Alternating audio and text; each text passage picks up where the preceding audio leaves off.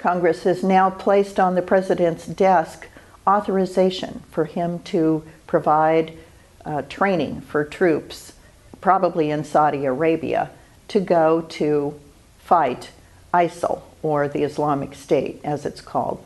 These troops would be people identified as moderate rebels who have been fighting Assad in Syria. The problem is they've been fighting alongside ISIS. So it's hard to know who the moderates really are and who we're really arming. I would much rather that we were arming the Kurds.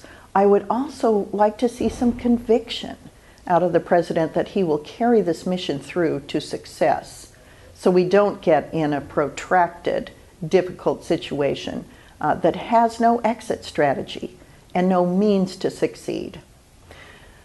Fortunately, this legislation will give him authorization only through December 11th of this year. So Congress will have an opportunity when it returns after the election to revisit this issue, see how it's going, and moderate, if we have to, some of the provisions of the authorization. For this week's Cattle Call, I'm Cynthia Lummis.